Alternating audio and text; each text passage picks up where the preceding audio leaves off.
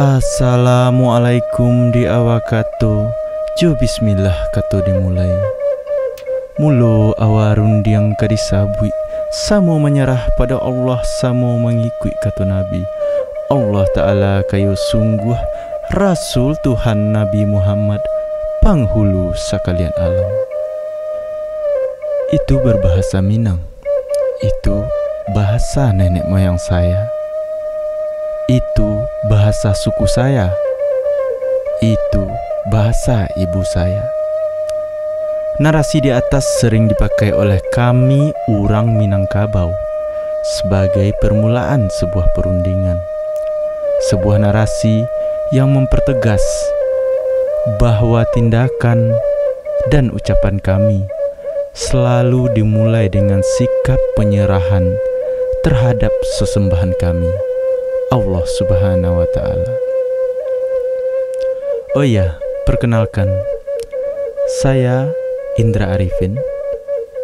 Saya lahir, besar, dan menempuh pendidikan di tanah Minang. Tepatnya di kota Batu Sangkar yang tergabung dalam Luhak Tanah Datar atau Kabupaten Tanah Datar hari ini. Tanah saya dipercaya oleh masyarakat sebagai tempat pertama kali nenek moyang orang Minangkabau menata adatnya. Suku saya Bendang. Dalam adat Minang, ketika kami sudah mulai berkeluarga, kami akan diberikan sebuah gelar adat. Dalam bahasa Minang disebut dengan Galamudo. Maka dari itu, datuk saya memberi saya gelar Sultan Alif Pemuncak Alam. Sampai di sini jelas ya? Sudah jelas bahwa saya adalah asli orang Minang. Kalau kata orang sekarang, original, bukan KW, apalagi KW super. Sampai video ini saya buat, tidak ada satupun paksaan, apalagi kepentingan politik. Saya tidak disuruh gubernur, saya tak disuruh ulama, saya juga tidak disuruh oleh nenek mama, apalagi politisi. Saya di sini mewakili darah Minang saya. Nah, sekian dulu perkenalan saya. Kita lanjut ya. Kata orang, adat Minang itu keras. Bisa iya, bisa tidak. Nah, untuk membedah ini, saya mencoba meminjam dua adagium Minang. Pertama, indak lakang dek paneh, indak lapuk dek hujan. Atau dalam bahasa Indonesia, tidak rusak oleh panas dan tidak lapuk oleh hujan. Ini sangat keras. Kedua, sakali aya gadang, sakali tapian barubah. Dalam bahasa Indonesia, sekali ada air besar, maka tepian juga harus berubah. Ini sangat lembut. Coba perhatikan lagi kalimatnya. Mudah-mudahan bisa dimengerti ya. Oke, kita lanjut. Adat Minang itu ada 4 macam pada hakikatnya.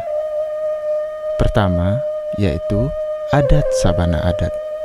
Kedua, adat nan taradat. Ketiga, adat nan diadatkan. 4, adat istiadat. Saya tidak akan terangkan secara rinci, tapi intinya gini. Poin 3 dan 4 itu bersifat dinamis atau bisa berubah. Poin 1 dan kedua itu keras, sangat keras.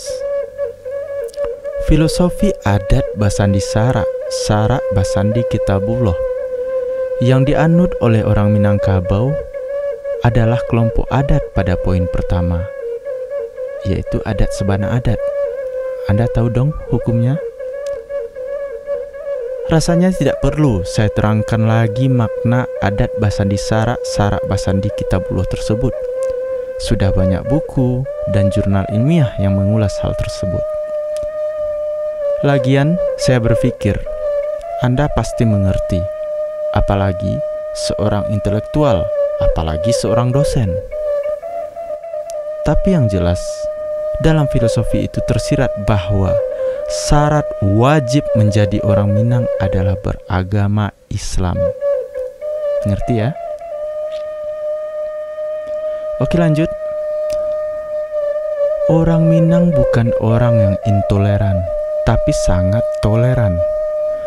Buktinya, para konseptor Indonesia yang sebagian besar berdarah Minang tidak menjadikan Indonesia sebagai negara Islam dan tidak menjadikan Sumatera Barat sebagai ibu kota.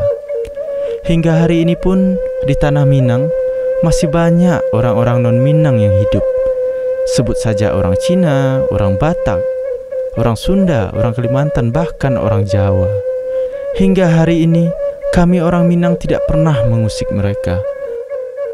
Lalu munculnya kritik kami terhadap sebuah aplikasi Alkitab berbahasa Minang, seolah menganggap kami sebagai orang yang rasis, intoleran, dan sebagainya. Bahasa kan bukan milik agama. Sejak kapan agama punya bahasa? Sejak kapan bahasa punya agama? Ya, bahasa memang hakikatnya adalah komunikasi. Tapi bagi kami, bahasa lebih dari itu. Untuk menjawab ini, saya mengutip status teman saya di Facebook. Dia orang Piaman asli, atau sekarang masuk dalam daerah Kabupaten Padang Pariaman dan Kota Pariaman. Dia berdarah Minang. Dia juga seorang pengusaha kaos berbahasa Minang, seorang aktivis seni dan budaya yang saya kenal dari kecil hingga sekarang. Dia menulis di halaman Facebooknya dengan judul "Sebab kami pewaris sah bahasa Minang". Bahasa itu identitas. Seragam juga identitas. Seragam hanya dipakai pada waktu tertentu, sedangkan bahasa dipakai setiap waktu. Kalau seragam saja tak boleh dipakai sembarangan, apalagi bahasa. Nilai bahasa bagi kami lebih dari sekedar alat komunikasi. Padanya tersemat berbagai hal yang bertalian dengan filosofi, semangat bermasyarakat, tatanan-tatanan, dan lain-lain. Begitu vitalnya bahasa, sehingga kami menilai orang dari bahasanya. Tiap-tiap kami harus paham apa itu kata yang empat. Sebab bahaso menunjukkan banso. Bahasa itu identitas. Identitas itu saling terhubung. Seperti itu juga seragam. Pangkat polisi hanya ada pada baju polisi, dipakai oleh polisi, dan untuk tugas kepolisian pula. Mungkin pandangan masing-masing pihak di Indonesia terhadap posisi bahasa dalam budaya berbeda-beda. Bagi yang merasa bahasa Minang hanya alat komunikasi saja, maka mereka akan memakai bahasa ibu kami ini sesuka hati. Tak dihargainya nilai-nilai terkait yang saya bahas tadi. Persis seperti polisi gadungan yang menganggap seragam polisi itu baju biasa, dipakai untuk sebuah keuntungan yang justru bertentangan dengan nilai-nilai kepolisian, seperti untuk menipu, memeras, dan lain-lain. Bukankah Pancasila menuntut dan menuntun kita untuk saling menghargai? Jadi, tolong hargai kami dengan menghargai bahasa kami dan posisinya dalam budaya kami. Selagi akan turut mendukung nilai budaya Minang, pakailah. Bila tidak, tak usah ganggu bahasa kami. Kamilah pewaris sah bahasa ini. Bila tidak faham dengan kebinekaan, tak usah mengaku Pancasila pula. Semoga paham. Tulisan dari Ajo Wayoy. Indonesia adalah bangsa yang kaya akan budaya. Kita sejak di sekolah dasar diajarkan untuk menghargai keberagaman. Keberagaman yang membuat kita satu. keberagaman yang menjadikan kita Indonesia. Tapi hati-hati, keberagaman juga bisa memecah kita. Terakhir, saya ingat sewaktu kuliah saya diperkenalkan dengan sebuah teori kebudayaan. Sebut saja teori dari Kuncharaningrat yang mengatakan bahwa ada 7 pilar kebudayaan. Salah satunya adalah bahasa. Jika Anda ingin menerjemahkan kitab suci, tak perlu repot-repot menggunakan bahasa kami. Bahasa Indonesia saja saya pikir sudah cukup. Kami juga mengerti kok. Kami tidak terlalu kadrun untuk bisa memahami bahasa Indonesia. Maka jika Anda menghargai kebudayaan kami, maka hargailah bahasa kami. Jika itu Anda lakukan, maka saya anggap Anda adalah Indonesia sejati.